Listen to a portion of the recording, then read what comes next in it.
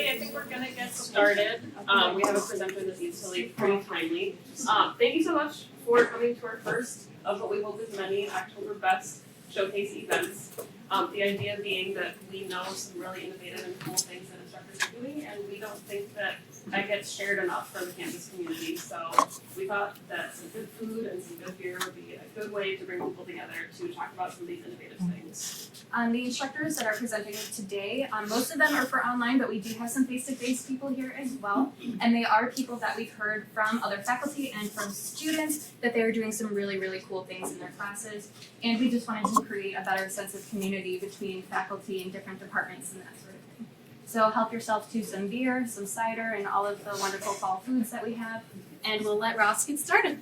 Cool. Hi, everybody. I got some kids to show for pretty soon this evening from soccer practice and whatnot. So I'll just go through here. So what's my teaching? So I've got some strictly online courses now. The Global Warming course, which is both a undergraduate course at the 300 level and one of the master's programs for the master's in professional studies. I really like the hybrid format and the flipped classroom format. So I've been integrating those into my course a little bit more. I do a lot of online teaching and conferencing through the nonprofit I volunteer for, Citizens Climate Lobby, where we have basically citizens all over the globe in the United States who are networking and basically making decisions and learning online. And so when I learned that Canvas had the new video conferencing software, I decided to try to use that for a number of different activities. And I use it, and I've tried to use it for three things. The first is beam visitors into my classroom to give talks, and I tried that twice last spring. So I teach a course in feminist jurisprudence, and we had a book called Feminist Judgments, and I had the editors join us to kind of introduce their book and get us kicked off, and that worked great.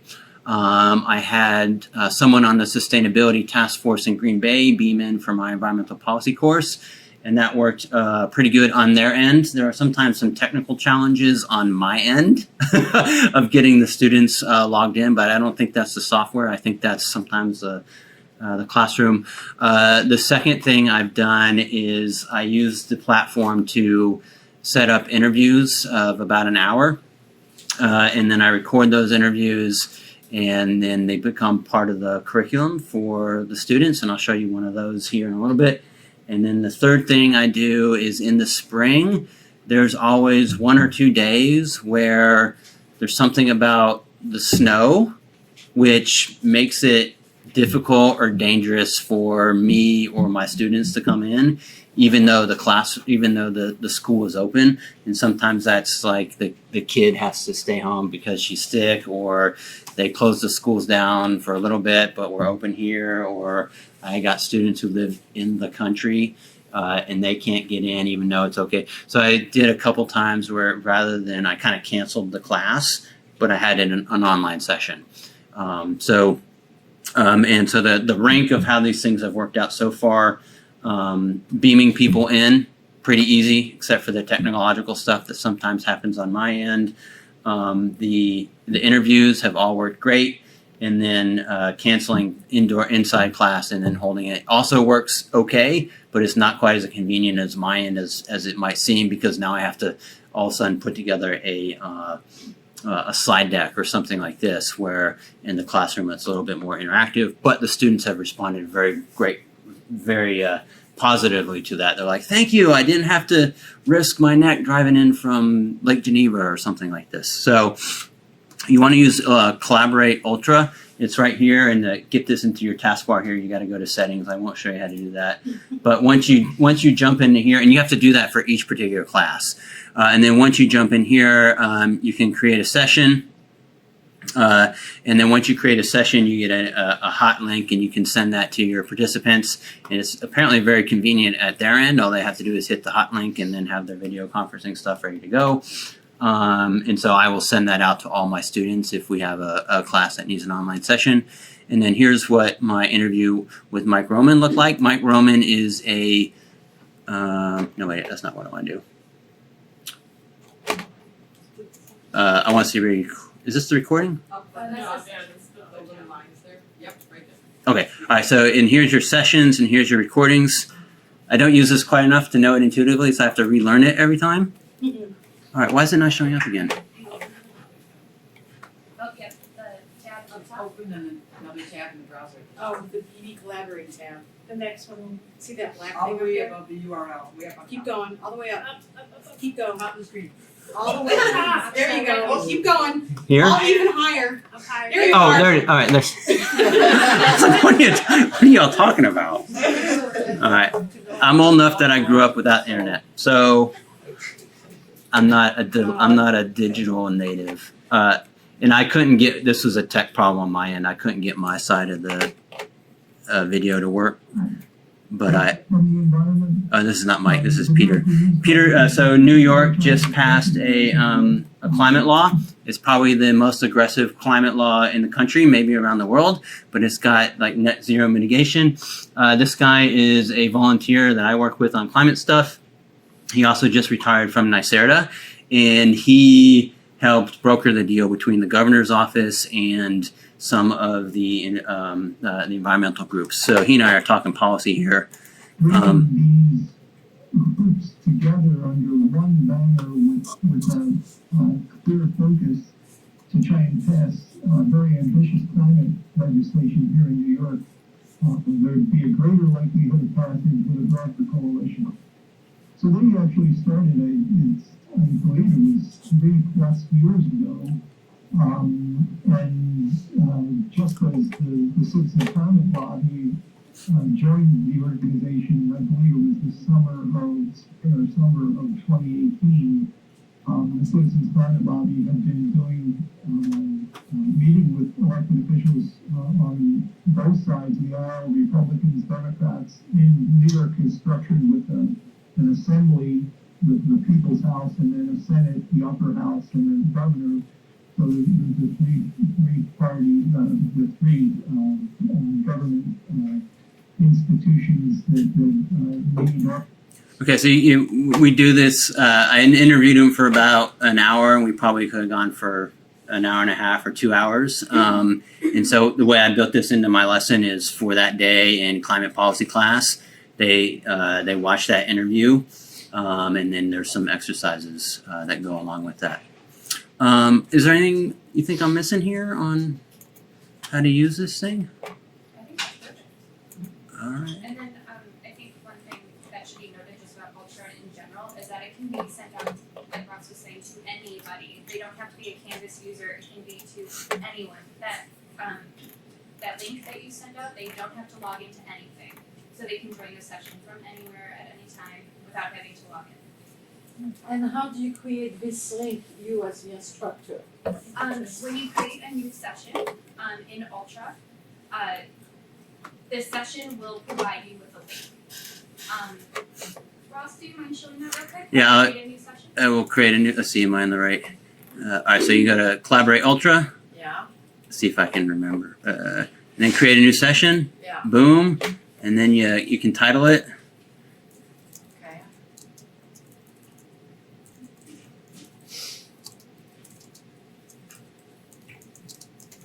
Arnold Schwarzenegger interview, and then it gives you a dial-in number, and here's the link. So when you copy that Yeah, I think you can. Yeah, so you can just click this, and you'll copy the URL, send it in an email to the person.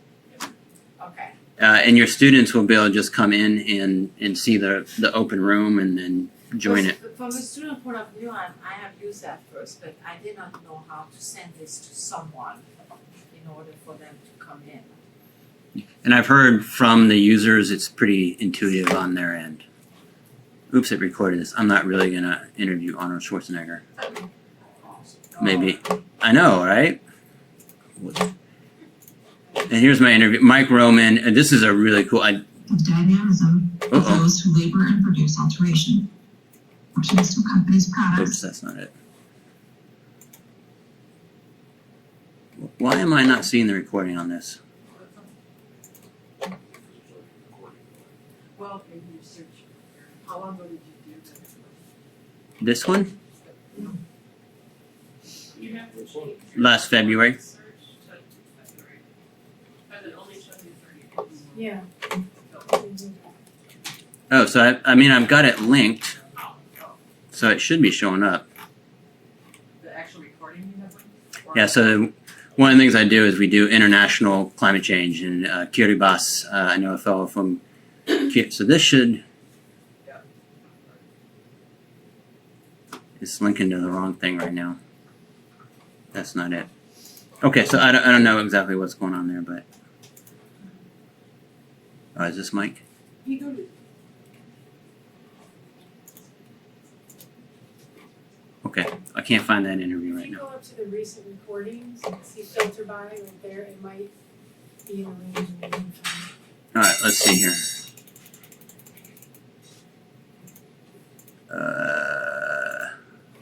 It's been a while. Yeah, all right, so I got to find the Mike Roman interview. Is that, When did you record? that's January? I think that didn't change. Yeah, so you can just make your search parameters. Include. You don't think I had the right search parameters in there? No. See, it didn't change. You had to click on whatever in the month, Oh, okay. and now pick a date in Yeah, just pick a day in there. All right, I'm not going to click on it. there. There it is. There it is. Okay. All right, I was scrolling through. All right, let's see, Mike. Yeah, so Mike is an American, and he was a Peace Corps volunteer in Kiribati, which is one of the low island nation states that in some places it's only that high, and the entirety of their population is going to have to move. And he's been kind of advocating across the United States for Kiribati and for other low island nations. So this is me interviewing him. That's where he is from. So, And he's an anthropologist at UC Cincinnati. Yet of adult age, mostly everyone wants to return to their islands and start families of their own. And then when they have grandchildren, they grow up on that same land. And then when the elders do pass away, they want to go back to that island to be buried in that land with ancestors who will watch over future generations of that land, of that kaya, or of that family, of that clan. So the connection between land and people is very strong. There's one word What's he? in Kiribati, Aba. It means. Let's see. At the end, I have him do a greeting to the students in Cuba. Let's see. All right, so we're about an hour. Thanks for your time. And I just looked it up. The concentration of carbon dioxide. Let's see if he can. And that's kind of what we see maybe in the future with climate refugees are just, hey, we're scattered all over the world because there's no one certain made up. And if I had a goal, it would be to kind of compile these interviews so that I have a stockpile of them, and then when something comes up and a student wants to know something, I can kind of go into the stockpile.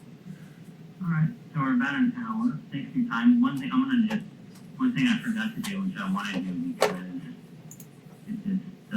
this interview does fall into the hands of prosperity. I want people to know that it's January the 19th, 2019, and I just looked it up. The concentration of carbon dioxide in the atmosphere is about 410 parts per million. So I've started to mark time by the concentrations of CO2. I should have said all that at the beginning. Mike, is there anything, maybe this will be the last thing you say, but anything you want to say in departing, maybe in Kiribati, a traditional salutation? Kamnatakarong namikat media kambasan dapat namtai. What does that mean? Good luck with your studies and thank you for your time. So it's kind of nice because then that's almost like the first interview they read. So they've got the students have that nice sending off in Kiribati before they go on. So that's how I use that. Any questions? Yeah. So you're recording these videos ahead of time and then students can watch them. Is there an opportunity for the students to participate in the interview, like to provide questions to the You can set it up that way, but the logistics are tough. So with these, I was just like, I got an hour. It's when I had guests beam in front of the classroom, that was easy for students to interact. So I think I did this on like a Sunday afternoon in a snowstorm, so I wasn't gonna be like, hey. So You mentioned something about, wanting to, archive these videos and then use them, and you could use them for future courses because these recordings are in your current course. You can download those videos, we can upload them to Kaltura and actually make a playlist. So the player would actually list all of those interviews. Okay. And we'd be able to do that. that's good to know because I use a lot of Kaltura, and you gotta embed these and do different things with these to get them available. But yeah, So, yeah. so every time you do a session on Collaborative Ultra, you can record. So even if you were to do something with your student, or if you do, and you want to reuse it in the future, and it automatically is being saved into your library up until you upload it to Kaltura, it stays there. You don't need to worry about it. No, as long as you remember to hit record. Yeah, you do have to be careful to not do a 20-minute interview and then forget to And record. then realize you did not push a button. Yes. thank you. All right. All right, and thank you for letting me run. Can I borrow your pad? No, your pad. She's not recommended, just a little. Good afternoon, everyone. My name is Adrienne Viramontes, and I'm from the Communication Department in the Park Building. Doesn't it suck when people read to you through a pad of paper? Thank you. Welcome to COM 205, Oral Interpretation. For those of you that don't know, oral interpretation is like old timey stuff. It's thousands of years old, actually. Ancient philosophers actually believe that when you read and consume words, actually every written word, according to them, was supposed to be spoken, orally interpreted. Why? Because speaking actual thoughts and ideas is much more powerful than reading them silently. I know we've all been reading silently for like 100,000 days and years, and I realize that that's sort of like a convenient thing that we do. However, it really affects one's ability to actually understand, remember things, and think about them sort of in an active, embodied way, which quite frankly is how you function on the job and in your everyday life. So, I've taught oral interp since I don't know, maybe 20 years now, but it's been around for thousands of years. And so, what is oral interpretation? Well, it's really about one's ability to read text and interpret and embody it in an engaging way with an audience. Because again, there's nothing better than somebody reading some stuff to you and never looking at you once. Right? It's a problem. Who wants to listen to it? No one. Who hears what's said? No one. What do you leave with when you leave the room? Not much, right? So we've all just sort of shared a lot of time, wasting a lot of time by people reading either silently or out loud to each other. So, one of the things that I find through this process of oral interpretation, and by the way, a long time ago, oral interpretation was very, very sort of formal and traditional. People would have their text or their scripts in black books, and they would stand sort of in these formal competitions and read aloud the things that they had chosen to read. It's come a long way since then, and I treat it now not as a public speaking course, because it certainly is not that, but it sort of lives between sort of acting and sort of public speaking. But what I really like about it is I really truly believe that it helps our students, at least it helps me to facilitate them finding their voice, because I know this is going to sound insane, but there are people that don't know that you can do things with your voice. You can do things by accenting certain syllables or parts of words. Some people don't know that comparable is actually not a good way to pronounce the word comparable, right? So this course, let me just go forward here, actually helps to establish a relationship between a person and text. I know that sounds kind of weird, but it actually helps a person to understand what the function of vocabulary is, what the function of punctuation is, and how it actually sort of like road signs for you to interpret the line that you're actually speaking or reading. It helps your body to understand how to communicate the effect, the tone, the emotion of the sentence or paragraph that you are engaging in reading. And it helps you, quite frankly, to let the language come alive through you, through your voice, and through your body.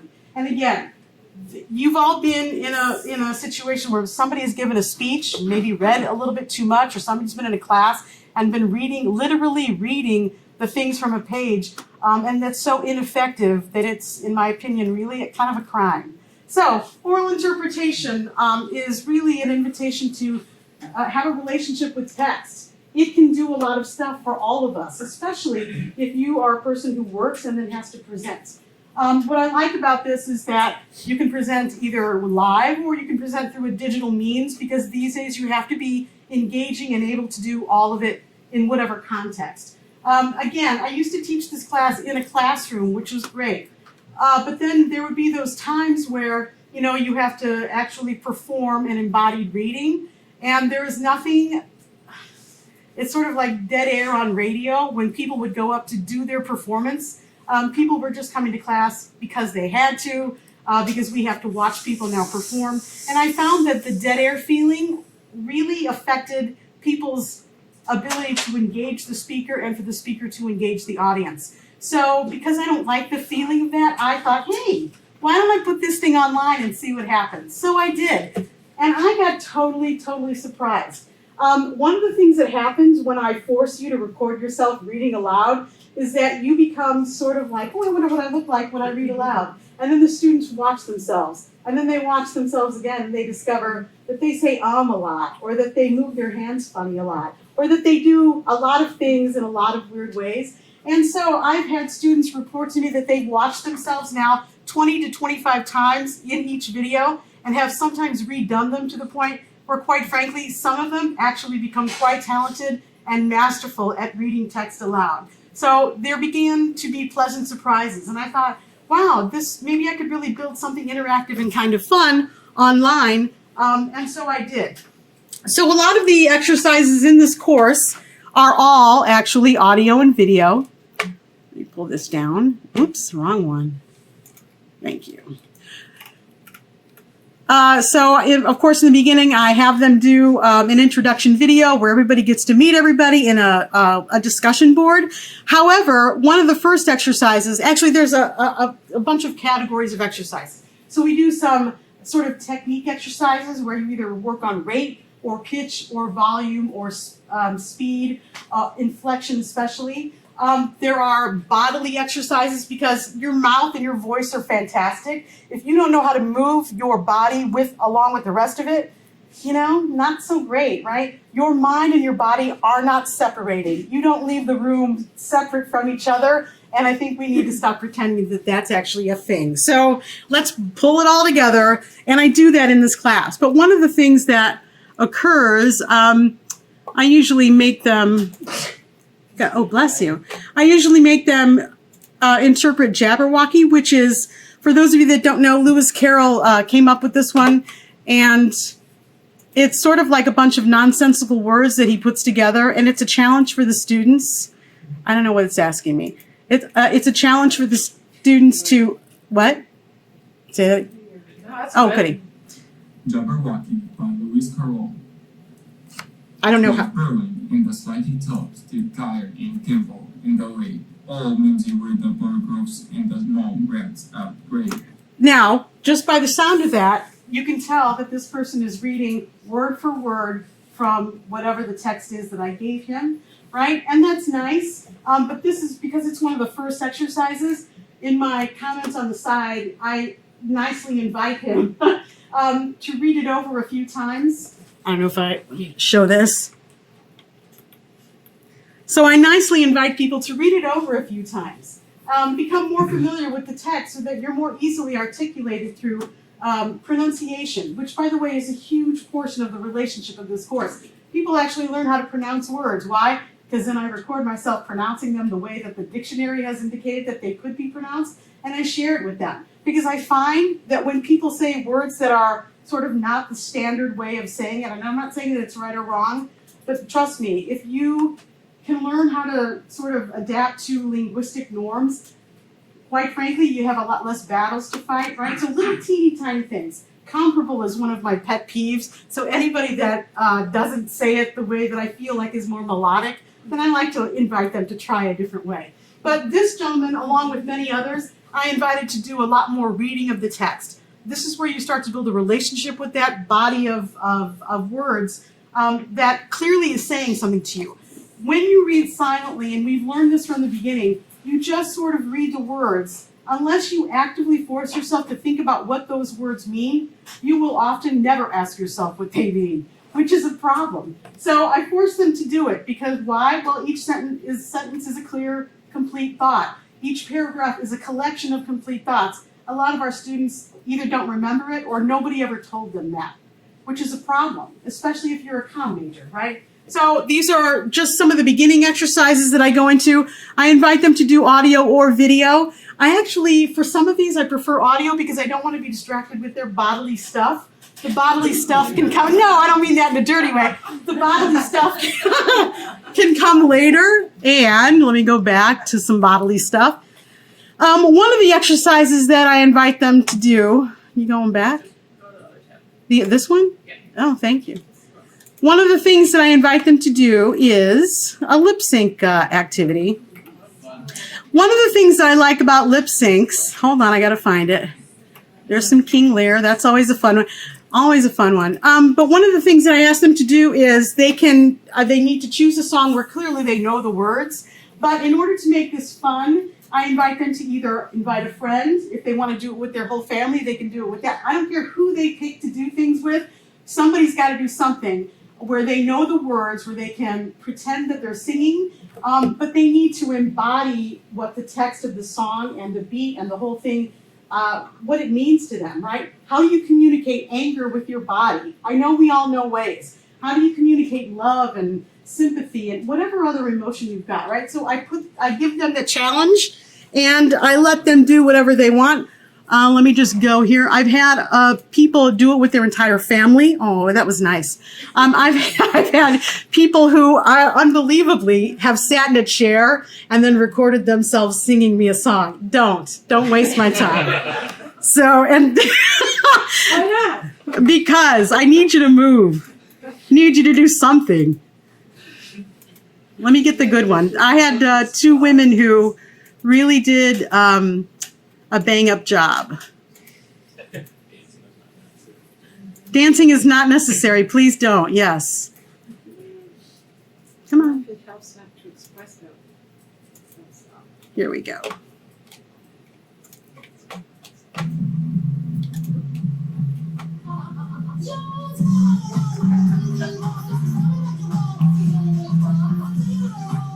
I like the spoons.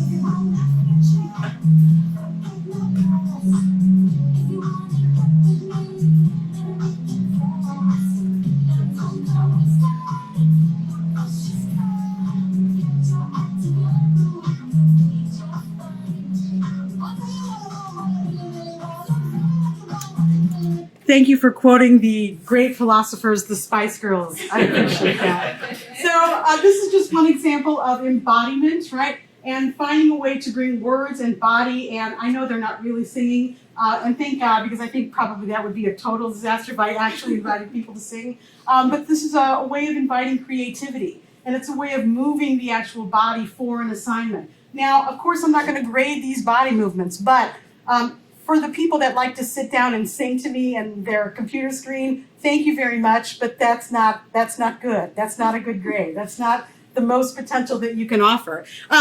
People, and again, I was really surprised about this, but people seem to really like this class. And because they're so sort of anal retentive about how they appear on camera, they watch themselves at least 10 times over and over and over. In a speech or an oral interp class that's in brick and mortar, we're only going to get to see them once, and for most of us, once is enough, right? So this has totally turned the tables of learning. Through this online environment, it's invited people to be more creative. Because they're alone in their rooms or wherever they are more willing to take risks with text. They're more willing to go out on a limb to read crazy-ass poetry, which is wonderful, because nobody's going to read poetry for the shits and giggles of it all today. You know what I'm saying? So I feel like inviting this to be online has really invigorated this class that is so ancient and so old that it's really reinvigorated people to sort of re-embrace text again. Which, and I know it's sort of our lives, and but I mean, you know, we spend all kinds of time all day typing things out, and we really have no sort of intimate relationship with the words we use anymore. And I find that this course in this context is a way to reinvigorate that. I don't know, got any questions for me? Yes, darling. How did you assess this assignment? Like, what's your... Well, they had to pick a song where they knew the words, so if I can tell that they know the words, that's a good thing. They had to move somehow, and if you are differently abled, you can find ways to move any way that is capable for you, so that works. They needed to be creative, so they needed to put something together that showed me that they've done something to interpret what they believe that this song is about. Is everything perfect? No. My main goal with this is for people to get up off their butts and move. Nobody ever moves anymore in class unless you're, doing something, you're collecting evidence, you're doing something, right? In comm, a lot of our time is butts in seats, talking about talking. And I just find that to be, I don't know, bothersome. I don't care for it myself. So, yeah, did I answer that, I hope? I have rubrics. I don't know, am I married to them? No. And I really think, honestly, like, this is my feedback to them. I said, wow, that was so good. Would it be okay with you if I shared this to people? They're like, yeah. So I communicate with them about exactly how I felt about their performance. And if it's kind of not a very good one, I do the best that I can to be positive about things. But I've gotten to the point where in some of my feedback, I've said, hey, stop sitting down. Because I find that this kind of environment with this movement and this sort of excitement allows me to say things much more directly than I could in a class where everybody's watching, So it really makes it a much more intimate sort of teaching and learning relationship with it being online. So, yeah, Gary. I like this because I always worry that when a course goes online, it's going to lose something, compared to the face-to-face experience, but this seems better. Yeah, I agree. I was shocked that I think it's better. And there's nothing worse than feeling that dead air, especially if there's a performance like people are that really stunk and nobody can really say anything. So I find that it gets rid of the awkwardness, the potential awkwardness of things. And it really gets to the heart of things, which is making you a better speaker, making you better at assessing the emotions and the tone of the room, of sort of doing an analysis of your audience, which is very, very important. And so, yeah, and by the way, all of this kind of stuff, like ancient, has now found its way into the discipline of communication called performance studies, where you sort of write your own texts, right? And then you orally interpret them for a live audience. I actually did the very thing. I wrote a script, and it became the method of my dissertation in graduate school. So it's old, but it's still fresh, sort of just like Aristotle. All the things that he said 3,500 years ago still apply today. I know it's kind of crazy, but that's really what I like about this. Old is new, and it's still strong and good. I also like the point about pronunciation. Because you can extend this across any discipline. I think one of the first times I taught the chemistry senior seminar, there were so many times I wanted to say, I can't believe you got to be a senior in chemistry and you can't pronounce this word that you heard me pronounce 1,000 times. And then I thought, well, duh, we never made a mistake. We just kind of agreed. And the thing about it is when I mispronounce a word in public, you're less likely to look me in the face and say, that's not so good, right? Because like, what do you mean it's not good? What do you, I get really defensive about it. And in this way, it takes away all of the risk. And one person to another, I just want to let you know, conversate is not a word. Oh, that conversate, right? So, and you can pick your faves. I've picked my favorites over the years, and I find that this is a nice medium to break that practice, or at least an invitation to break the practice. Because I'm not their mom, so they can say whatever they want, right? Anybody else? Yes. So I just have a question on the logistics. Do the students ever have difficulties making the videos or making the things God, and yes. yeah, and and practical side. in my intro video, I actually include a portion where I say, if you're not very, used to making videos and uploading things, this is not the class for you to start trying, because I've had people who then end up having to spend a lot of quality time with the help desk, and I find that that's not always so great. But I will say that since Kaltura used to rent an apartment in the space, and now it's gone, but it's still there. It's very superhero-ish.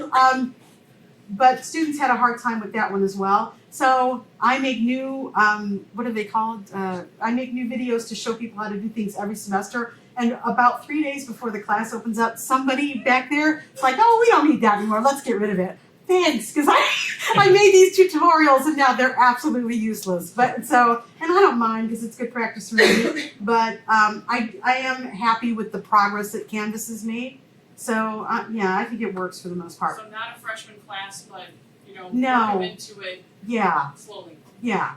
Yes. I learned from some students yesterday or today, just recently, that the Canvas app, you can record directly to video in the assignment section, where it doesn't work as well if they're just on their phone and they go to either repeat you and click on Canvas. So I thought that was interesting perspective for video assignments, that if you download the app, the video works better. Yeah, I'll have to check that out. Thank you. I thought that was, I learned something. And by the way, at the end of these semesters, instead of writing reflections, they do video reflections, and they get to tell me what they hated, what they liked, whatever they want to tell me, they can tell me. So, anybody else? Questions? Yeah, go ahead.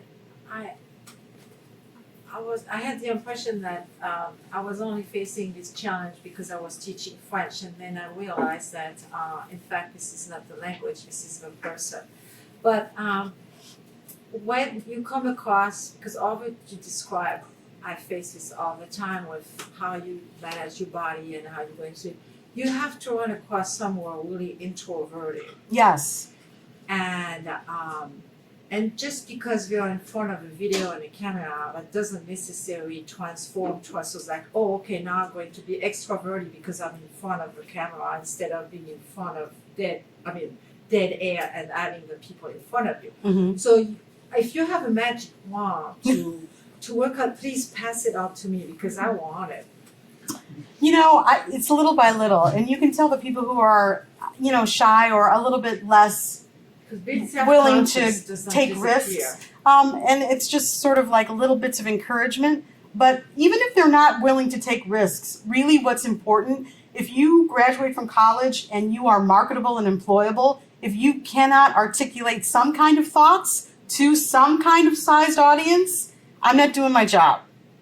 So, but and I've not had people who are so shy that they can't get through the class. I've not had that. And I really do believe it's because at least they're by themselves in their space. And sometimes they invite their pets, which I really enjoy, especially when the pets make a cameo within the middle of the text. It's easier for me to grade this stuff.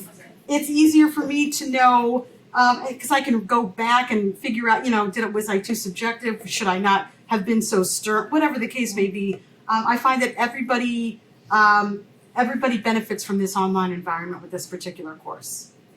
So, and by the way, just as a side note, Blackboard Collaborate, if you're hiring somebody in your department, we do phone interviews on those. They rock.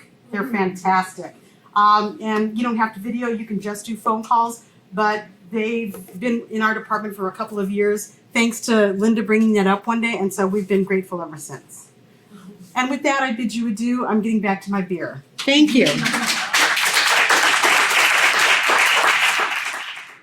Okay. Hi, I'm Aaron Karlstrom. I'm in the psychology department. And so what I'm going to talk about is the use of embedded quizzes in online lectures.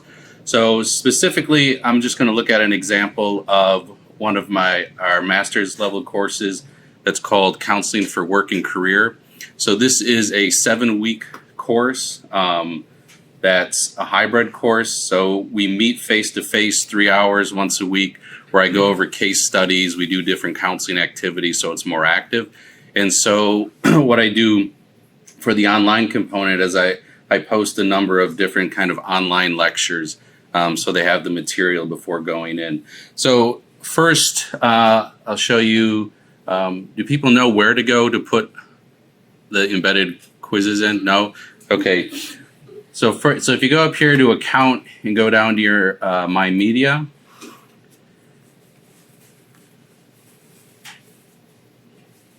okay. So I go ahead and use the Kaltura capture to record the online lecture. So Ann Friesma and I actually recorded a discussion about relational cultural theory and psychotherapy this afternoon for a counseling theories course. So to create the online, the embedded lectures, you go over here, and instead of grabbing Kaltura capture, you'd go to video quiz. And it'll ask you which one you want to select, so I'll pick one that we just did today. And it brings up this kind of editing function that you use. Now, I think it's new. When I started to do this last spring using the embedded quizzes, you could only use multiple choice quiz questions. And then all of a sudden, this fall, there was a variety of different types of questions you can use. Now, I haven't explored that yet. But what you would do with this is just begin to play your lecture as it goes. Can I turn this down? Here? Oh, the thing that says value. Dr. Ian Friesman has joined us, a regional expert on No. Oh, then on the card itself. Oh. All right. So what you do when I track down here, I'll find a point where I want to enter a quiz item. And so what you'll see in the ones that I use is I actually put the questions on a PowerPoint slide, so I know where it is when I get to that point. The other thing I found is a challenge was where I stopped the lecture to insert the quiz question. Sometimes the timing was off. So I have this standard thing where I just say, here's a question to answer, to like give me space. And then I wait a few seconds and I listen for it here. I click to put the quiz in, and then once I'm done, I play this out for a few more seconds just to give the students space. What you would do is you go up here and you just click add a question. You can do reflections, open-ended questions, true, false. Like I said, I've been doing mostly multiple choice. And it just brings this in. You type your question in. The problem with the question is it limits the number of characters. So I tend to be a little long-winded sometimes in my questions. So sometimes what I write on the PowerPoint slide, I'm in here editing, getting words down to bring it down. And then you just put in the answers. What struck me at first, I think the first ones I did, is it always gives you the first one as the correct answer. So I put my answers in, and then I would save it, and then I thought it would allow me to randomize it, and it didn't. So like for my first like series of lectures, the correct answer was A, right? For every question. And then I found out, well, you just move it, right? So there you go. So anyway, you put it in and, you save it. Oh, it has little witty things. But when it's making a mistake and won't work for you, those little witticisms, is that a word? It is now. Thank you. Sometimes get me quite upset. All right. So that's just how you go in and create it. You play it out. What's nice now is you saw it bounce. So that's a new feature to let you know you actually have put the question in and saved it, because there were several times that I would put questions in I would be done. I would post this, and students would respond and say, your question was in the lecture, but it wasn't there, and I'd have to go in and redo it. You just play it out, and when you're done, you click done, and what it will do, and I'm not finding, oh, there we are.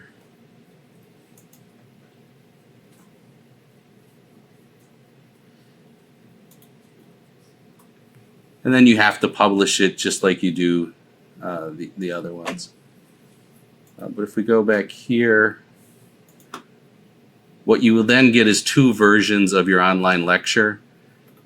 So I have the initial version I recorded, Relational Counseling Theory 1, and then I have the one with quiz. And so the way I work with this, and kind of the way I look at my classes, is I try to assess across the different levels of cognitive skills. So I look at these online lectures is, one, the purpose is to let students get familiar with some types of questions that's very low in terms of risk, right? Most of my courses, like total points is 500 points. Each one of these is a half a point to a point. And so it adds up across lectures to 20%, 15% of the grade. So it's meaningful, but the missing of any one question is low risk. And for some of my courses too, it's just you can do multiple tries on this as well. So I put these in, so the way I look at these is just really knowledge questions, understanding, and some application questions, and I'll show you in one of my other courses how I use that. And it builds up to when we actually meet face-to-face in the class, then when we're doing the case studies where they're applying this to novel information, in the assessment class where we're actually looking at different assessment results and learning how to talk about them as you would with clients in building up to their papers then to get to the higher order kind of cognitive stuff. But you would have 2 versions of this, and they're both saved in there. So what I do with that, if we go to the course, so the course I teach, I'm going to use them with, is this course here. It's called Counseling for Work and Career. So this is in our graduate course for the clinical mental health counseling degree. So what you can see here is I actually have, for this first unit, there were just 3 brief online lectures that I had prior to class. You'll see that each lecture is listed twice. So the first one has quiz after it, and then the others don't. And so what I do is prior, so I have these due prior to the class meeting, but once that time is over, once they're due, they can't access it anymore. So what I do after class is I just go in and open up the version that doesn't have the embedded quiz in it. So if we look at this one, this would be the first one that they go through. So I embedded 3 different questions in here.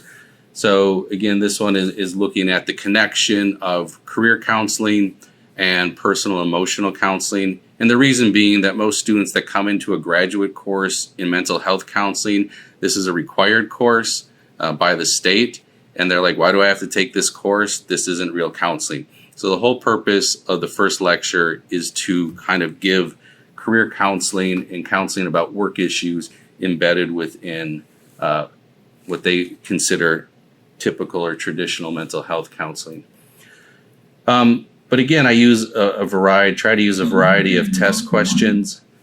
So here would be a first one. This is more just a knowledge-based question, and this is what will pop up. So this is not in the lecture. And then you can move on. Oh, this one is more of an applied question, so using kind of an example that they haven't seen in the lecture before that you have, and they can skip.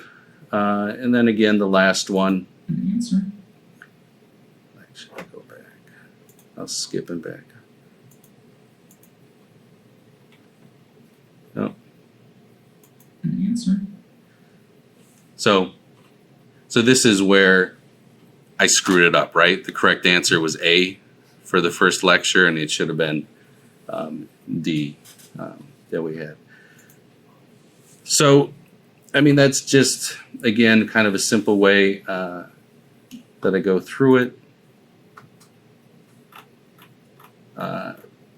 And another one, the third one, we have work relationships and career.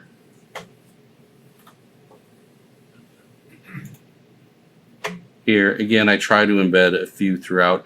I teach a course, an online course in assessment.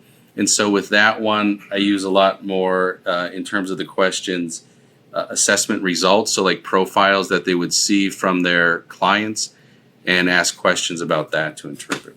So just kind of a simple thing I do. I look at it as a way to, I understand some of the lectures, sometimes they'll check out.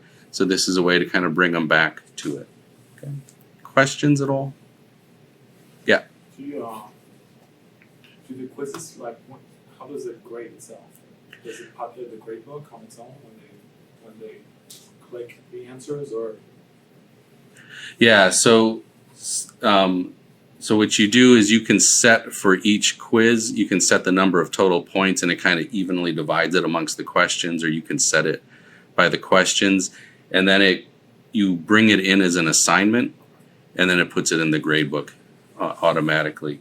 And that was something we had problems with, because the first time we went through this, it'll allow you to create that version with the quiz, and it will allow you just to post that version with the quiz in there, and you'll think it's all set up, but it won't actually it won't give you any scores whatsoever. So you have to go through the assignment page, and what you're doing is choosing an external source, and you're bringing in the Kaltura quiz video that way. Yeah. Any other questions? No? Okay. Thank you.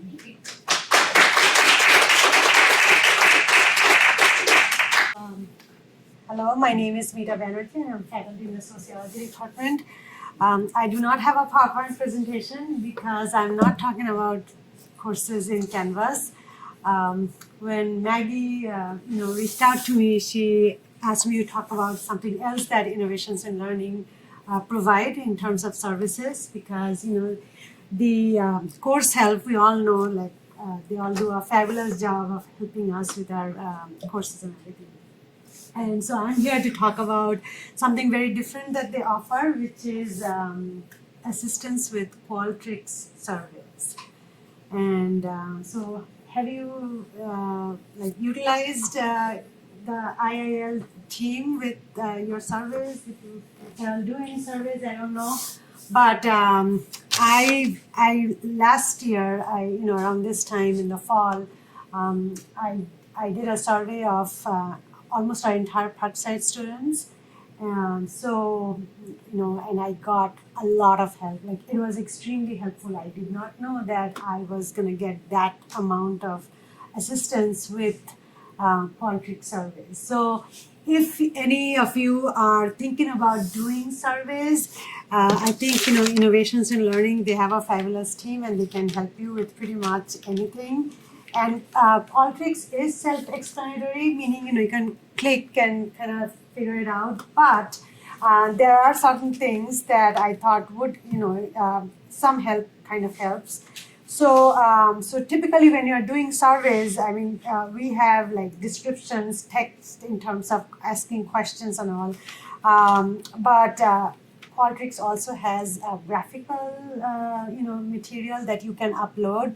So there can be lots of different things that if you wanted to do something, graphically, especially with art and music and communication. And, so these are things I learned when I was, trying to set up my survey. So yes, graphical user face. If you wanted to upload files as part of your questions where they link, click on something to view it, and then they are providing their, feedback on something because you're trying to, poll something. So that would be a way to do that. And then in terms of the questions, they have all kinds of, ways, because typically what we know is, multiple choice and true, false. Those are the things that we usually see in surveys. But then I learned that they have graphic sliders, and I wish I had something to show. But it's really cool stuff. Like you can slide things, like you can go from 0 to 100. Lots of different choices where you can exactly pinpoint where you feel. Like, if there are emotions or feelings that you want to kind of gauge on something, instead of just doing a Likert type scale from strongly agree to strongly disagree, the usual stuff. You could be innovative and do other things. So I also found like there are heat maps, things like that, where they will help you upload some things, and then the heat maps like from all the way from red, very angry, to blue and green. So if I don't know in all of your disciplines what all you use, but Maggie said, Mita, if you wanted to talk about some of the services that we provide, and Qualtrics is one of them, where they have these cool features, and I think they are also improving every day and coming up with new features.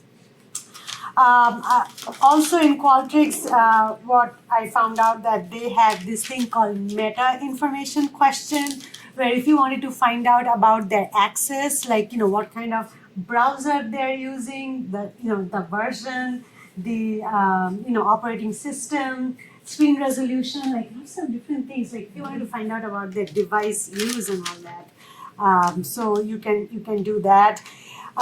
If your questionnaire, if you have like lots of questions like mine, so I had it broken down into blocks because it had 4 parts. There were different instruments that I used for different blocks.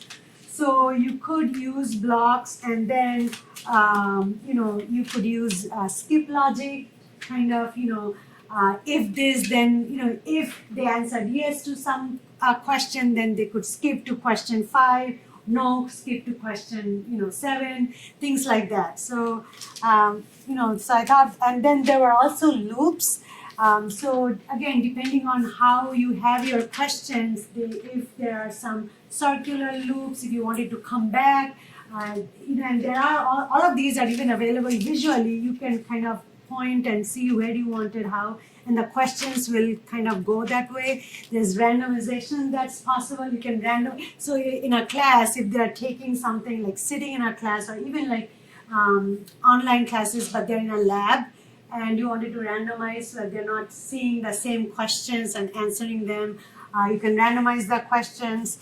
So what else? Custom validation.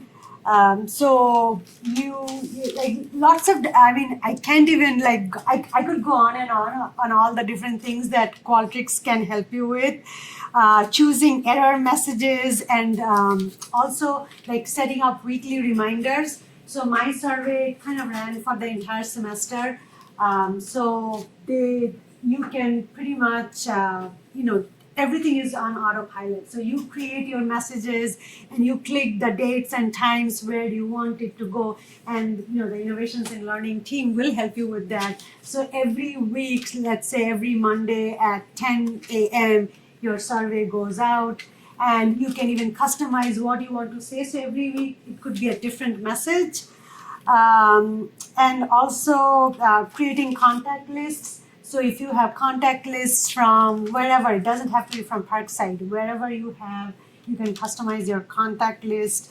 And in the end, I remember I had some very, very simple gift cards and all that I wanted, like a survey incentive that I provided if they completed the survey, and they had to do, there was a gift raffle and all.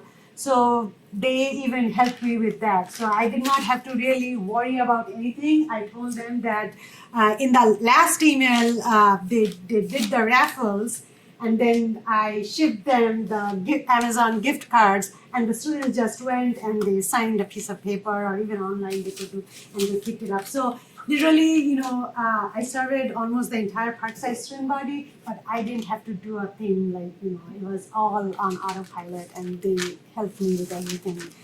So, and lastly, I think, when you are distributing your survey, typically what we see is, we have that link, anonymous link, but they can customize. So Qualtrics can help you create a personal link, a social media something, an offline app that you can download and do that. QR code, lots of different options of doing that. And the team is sitting in the back. They are just fabulous. I cannot express my gratitude with all the help that I've received from them, but they're just fantastic. And I would encourage all of you, if you are thinking about doing anything like this, just kind of go and find out what they can help you with.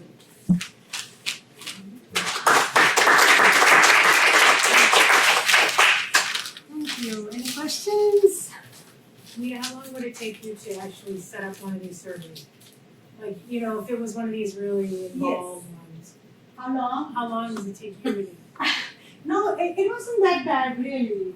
I did visit with them a couple of times, and then so I kind of emailed them and then scheduled a time. So we sat for a couple hours here and there because my survey was really long. It had like lots of questions, and there were 4 blocks, 5 or 6 instruments. So we could not have done all of that in one setting. It would be like too much of information overload even for us to kind of try to do everything. So I think, I visited with them a couple times in August to make sure everything was ready to go by September. And then, we launched the survey like middle of September or end of September once students got settled into their classes and all. So I would say like 5-6 hours, 5-6 sessions, because before the survey goes out, you have to test run and all, and with all the loops and the skip logics and everything that there was, we had to make sure that, and we had to test it multiple times to make sure that everything was kind of exactly the way that we wanted it to be. Because there are lots of variables, depending on whether you were first generation, low income, students of color, if you took a math course, if you took this course, if this, that. There were lots of different branch logics that we used depending on how they answered some questions, all questions, 3 questions out of the 5 questions. They were kind of, directed to different parts of the survey. It was complicated, and I don't think I could have just kind of done it by myself if I just sat and tried to figure it out. No, you need help, and they were there. So. Thank you. So we're last but least, or how do we want to say that? And what I'm going to talk about, I'm Kathy Mossman. I'm in the biology department. This is Jessica Orlovsky, who is my. Am I going up there? I don't know. You can. I guess it doesn't. I guess you can stay there for a moment unless you're light trapped. You need to get that. So. I didn't want to put it in front of you, Huh? so I was gonna wait. Oh, okay. Because I didn't want to be in your way. That's fine. So I think, Maggie contacted me, and I totally missed the email to begin with, because, that happens. And she's like, oh, you want to come talk at this? And I was like, wait, but you're like on Canvas, and how does this fit in? I wasn't really sure. And she's like, no, we want to know what's going on around all campus. Okay, that's fine. So it's a little more specific to the biology, but it gives you that sense, and I think we all are there in terms of trying to stay like 1 or 2 steps ahead of our students in terms of us learning new technologies, whatever they may be. And we have one of our students here tonight, hi Zach, who's part of this project, so he's here to help. So this project got started, let's see if I turn this on here. Okay, so I am not a bat biologist. I actually work with mice when I did all my stuff. All right, so let me just put that out there. That's my disclaimer. But I teach about bats in my 300 animal behavior course, and I love them. They're just so cool. And so I think that's why this fits in the whole October thing. I think that's why I got invited. And I always wanted students to have more hands-on experience with bats. I thought this would be super cool. But it's a nighttime activity. Everybody works, right? You get all that. So what do you do? And what happened was last summer, I was fortunate enough because it's been in the back of my mind. Like I really want to do something bats, and I didn't know really much about equipment or anything like that. But I got the department, surprisingly, to get me some bat monitors, which look like there's a couple of kinds. So there's this one here. This is a cheaper one that you can use with, like, you know, it's really you just turn it on. And what these bat monitors do is when you turn on, like, we can't hear bats, right? They're above our range. But what this monitor does is it takes their sound and it drops it by a factor of 10. So we can hear it using these. And then, so I got them to get me these with the intention of, like, I'm going to try to develop a community activity, which I ended up doing. So last summer, I talked out at Bong. I was at UW, the rec. We did a bat and paddle, so we, like, canoed out and we brought our bat monitors. We were listening for them. I've been at Hawthorne Hollow and some area schools. So I've made them worth the purchase, okay? So sometime before that, Jessica approached me. So she is our bug lady in the department. And this is really, this is her idea. And she said, Kathy, you know, and maybe you should tell the story because you know better. I know I'm putting you on the spot. So my undergraduate professor for my mammalogy class at UW Stevens Point has been doing bat monitoring like Kathy's been doing for the Urban Ecology Center here in Milwaukee and various other places. And he's just like, oh, this is so cool. The bats follow the phase of the moon. And I said, wait, are you sure it's the moon and not the bugs? Because the bugs are triggered by the phase of the moon. But really, do the bats respond to the phase of the moon? He's like, oh yeah, it's totally the moon. I'm like, no. I think we need some data. So this became the perfect excuse for me to buy a light trap and coordinate with someone that had bat monitors. And secret, I wanted to be a bat biologist from like the time I was 4, except I'm afraid of heights and I'm afraid of caves. So I switched to bugs later on in life. And so this was my excuse to do a bat and bug project and finally get a light trap. So I wanted a light trap since I was like 7. And so I was able to do that. So yes, it looks like a giant bug zapper. I understand. And then we'll fire it up later. Yeah. But essentially, the story is I want to prove my former professor wrong. So I said, okay, sure, I'll join you. And so we started collaborating and to think about what can we do because we have no money other than, you know, some little bit of money for equipment that we have. And, you know, the first thing is, you know, how are we enticing students? And we both teach, I was teaching with her that semester, Biology 210, which is our biostatistics. And we were both secretly looking for students who are good students or like who would be interested, who would want to come do this for basically like, hey, we'll give you credit in the fall. If you want to come out in the summer and do this, right, Zach? Yeah, that's what we did. And so we ended up getting upwards of 6 students who came with us in the summer. And just to put this in here to make sure I'm not talking over biology terms wise. So what we mean by echolocation with what bats are doing, these microbats don't see well. So what they're doing is they're putting out really, really high-pitched sounds that create sound waves that go toward whatever, a wall, whatever, here, the little moth. And that little moth, it hits the moth and it bounces back. So it's getting a reflected sound back. And that is what the bat is able to see, right? It can tell, honestly, the difference between a moth, a wall, anything. I mean, they're incredibly precise in what they're able to pick up in terms of the sounds that echo back to them.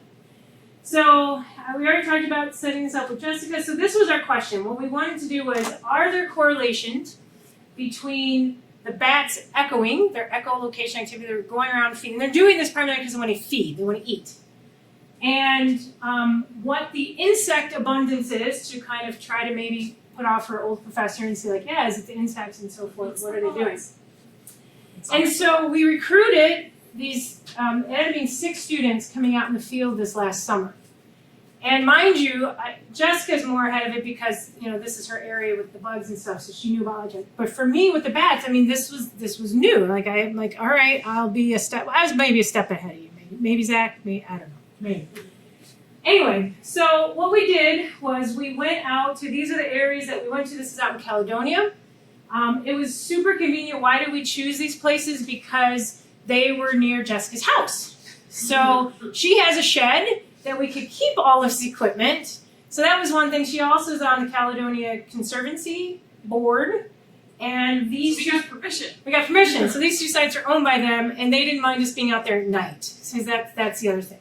So this is one of the locations. This is this would be Green Bay Road. Is that right? Green Bay Road. I'm from Pleasant Prairie, so this is all like it's like 45 minutes for me to get up here. I mean, it's like the other side of the road. So this is Trout Pond over here, and then you go down this road and we drive up to here, and this is Short Road Woods. And so we would be back in here. And these are approximately, as a crow flies, about a mile apart or so, which is about the distance that turned out to be really good because bats in their home ranges only stay about a mile. They only fly by on a typical home range night. So on these nights that we're really essentially trapping, but collecting data at the same time, we know that they're not easily traveling back and forth between them. So we're not going to have one bat here and, we'll call him Bat Bob, and Bat Bob's not going to also be caught up here as well in terms of his sound. Okay, so we were pretty clear that that was going to be okay. So what happened is that we have the bat monitors. So we have these. We would have recorders, which just like you would use if you are in journalism. This would have one of those input mics so you can attach it. So we could turn this on and it would sit and it records. And so that's the easiest part of what I had to do. And so the students would come out, we would pick up the stuff from Jessica's house. We'd go to the first location, set it all up, hit record. And she's gonna talk about the light on her stuff. And then we would drive over to the second site and then we would set that one to go. So you can talk about the light traps if you want.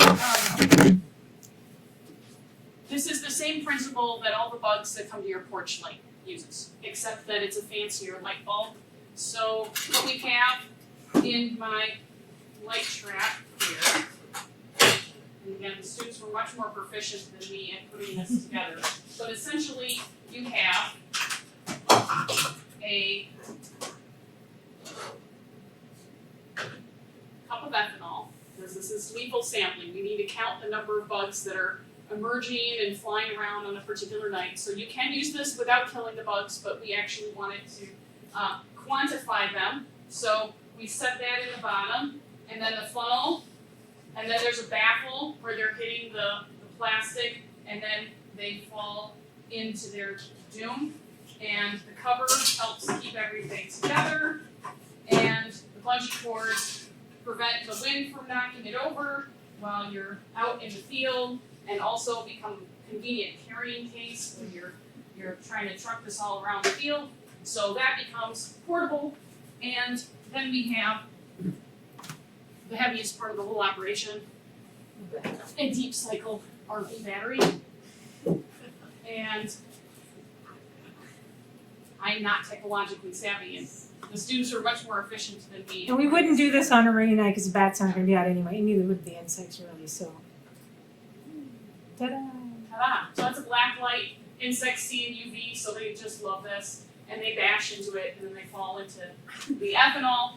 And to tell you the truth, I didn't believe that it would work, but it totally did. So here's one of our bug samples from location 2. So this was the Short Road site in July. So that's just an hour's worth of bugs.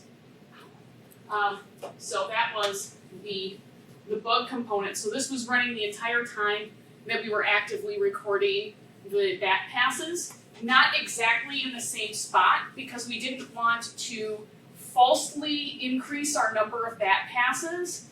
So we kept them a ways apart, probably 100 meters apart, so that the distance that the light is drawing the bugs from, they're from the same location, but they're not like, oh, I'm gonna put the bat monitor right here. It's not like the bats were circling the trap. So we made sure they were about the same distance apart at both of those sites. And one other thing I wanted to mention that we tried out, we had a another type of monitor that I wanted to try this summer. So this is the one that my colleague in Stevens Point uses. So this is a microphone similar to the one that is the standalone unit, except this plugs into a smartphone. And there's a free app that comes with it. Actually, I think Zach used this a bunch this summer. My case is a little bit wonky, so it would plug right into where the charger is, and then this will actually identify the species of bat. So you can do more or less. They're a bit skeptical about some of the recordings, but it will record the calls. It will attempt to ID them, and so some of the students, when they were recording for quantitative data, would also be looking at their. I'm trying to see if I should have brought this up earlier. Would be listening to see if they could identify the calls while they were. Let's see if I can go to one of my recordings. I think she's got recordings too, but so that's what. And you can share those easily between. So I mean, you're letting the kids use the technology. The only thing is that's for iPhones, and you don't have an. He has an Android, so it wouldn't work on his. Some of the students were able to use this one, so I have 2 of these that are for iPhones, and if they work well, we might get some of the Android ones too. So it's not quite the same because you'd have to literally be standing there for an hour, which is impractical. And your phone battery. The phone batteries. So this is more of a short-term survey tool, but it's kind of a fun addition. But the quantitative, the statistics side of it is the more traditional bat monitors. But so they set up the acoustic survey instruments, then they'd set up a light trap, then they go to the other site, set it all up again. And wait. So they get to hang out in the car. What would you do, Zach, in your car while you were waiting? You guys talking? Because Jessica and I went out with them for the first, few nights. I'm not a late night owl, which is also why am I doing this project? Because they wouldn't get home till like 11 at night. I mean, it's late.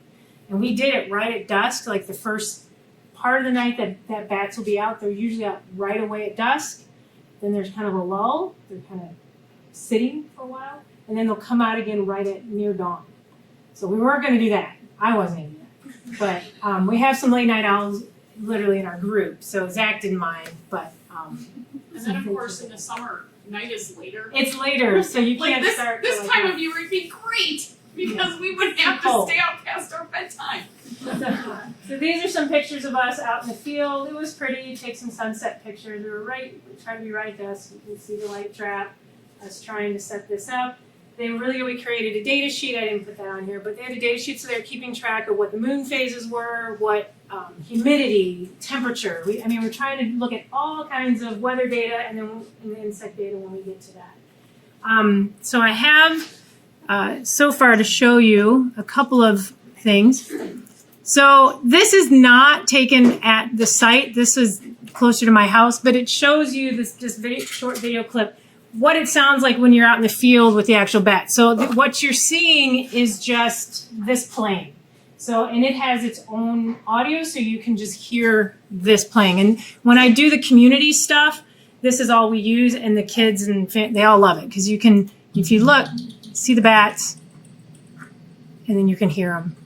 And there's a couple. So there's a couple out there feeding. There's another one that comes through. There's a second one. So that's what it is, and it's that instant gratification. Oh, there's a bat, And the other thing is, it's that sense of, oh my gosh, they're making noise, right? And I think that's the coolest thing about it. The only thing is when it gets dropped into this frequency range that we can hear it, it does sound chirpy like a bird. And I find myself having almost PTSD when I go out sometimes and I hear birds. I'm like, wait, is that a bat? And it's like, totally not, because it's birds, right? It's really not a bat, but that's what happens. So that's one of the things. So then we get to show you kind of where we're at right now. So this is a part of the technology that, this takes a long time. So to analyze these data, we have to figure out how do we do this. So This is 2 parts, obviously the bat part and the insect part. We haven't even started the insect part. We're realizing the bat part is taking a long time. And she's got to work on tenure stuff. So we're doing my stuff first. So this is a program called Audacity. It's a freeware program. Anybody can download it. I know music department I think has access or uses it. Other things. Again, this is where I'm not an audiophile. I know basic physics, but I don't know. I mean, you can go on their help sites and it's like blown up, right? I mean, there's all kinds of things about how to figure out how to do things. And so we've had to learn the basic things of how do you clean up these files because they have wind in them. And what was the other thing we figured out the other day, Zach? Lawnmowers were running, so you're getting some. So this is a file that's not cleaned up. I just wanted to show you the raw data, but what you're seeing here, this is just splitting the channels, the stereo channels into 2. So you're just seeing the one channel that I put as a spectrogram and the other one is at wavelength. What the students are finding, as we've been talking, we had a meeting last week about it, is that they're finding that it's easier to see both so you can compare, because obviously it looks fuzzy, and they've gotten them cleaned up much better than this. I didn't bring one of those. But what you're looking for is everywhere you're seeing this intense pass, this is an FM sound that the bats are putting out. So what you count as a bat pass, and this is time, so this is showing it as a half a second. So the traditional, when you look in the literature for how do you count bat passes, it's anywhere where there's a gap of a second or more. So anything within that second you count as a bat pass. So you can see this is all one bat. It's doing its thing, and when it plays, it sounds like this. So it's going. You can see there's some wind over here, right there for sure. But there's mosquitoes or something. It's feeding. So, and that was wind. So we've been learning the program. As I said, I am like a step ahead of them in terms of how do you clean these up? How do you figure out the best parameters to get it to where it needs to be? And some people don't like to be vulnerable in front of their students, to be like, I don't know. I am totally not that. I don't have that problem. Right? I am like, I don't know, guys. You're going to probably know this better than me, so you teach me. I mean, I have no problem with that. Because it's challenging, it keeps me up to date, it helps me, learn this. So this, though, is what? Seconds. I mean, you're talking about a full hour of data. So how long is these files taking you to go through? A few hours just for a few minutes. Right. So it can take a long time. So we didn't realize, obviously, this is our first time doing this pilot data, that it would take this long. So we have 2 sites. I think we have 6 nights of data, but that times 2, so 12 technically. But one of them we had some glitches with microphones. So I think we have 9 files that are active, and we have 4 students that are working on it. So we have them each doing a couple of their own, and then to do inter-observer reliability, we have them each doing another one across each other so that we can see, are you actually doing it? Are you seeing what you need to see? It's not terribly difficult if it looks like this, but we have files where they may not be right above the mic. So you're like, wait, is that a bat call or not? So you have to have some, time on the bench, I guess, so to speak, to kind of try it out. So this is where we're at. It's taking a while. We're hoping, so the last thing that I just want to mention then, and I promise I'll stop. Oh my gosh, it's after 6. I'm so sorry, guys. I'm just talking. So the last thing I just want to mention, because it's kind of like, where do you go from here? So we're hoping to continue collecting these data. And hoping in January we're going to start doing a workshop and have students figure out the insects that Jessica will lead. And then what we're hoping long term is maybe continuous project in the next summer. That's our goal. Same students, new set of students. We'd love money to try to help pay these students because it's a lot of time. We're trying to figure out if there's sources for that. But what we're hoping is, Jessica and I looked across our courses and say, well, where can we use this, right? I mean, if you're putting all this time and investment into it. So in her invert class, she's hoping to be able to incorporate the light traps and be able to use that for insect data. For my animal behavior data, I'm trying to figure out, can I have a lab that I make them go out at night, or a optional lab that we go out and collect data, but then they all have to learn how to use that program in class. So we may do something like that. And then Jessica teaches the upper level field methods course for our department, in which she could use both of these things in terms of how you do field stuff. And so we're hoping eventually to be able to incorporate some of these techniques in our classes. It's been, it's been a little pull yourself up by your boots kind of thing, but it's been fun. So that's what we wanted to talk about. And I don't know if Zach has anything he wants to add in terms of the student side of it, but we're having fun. We like it.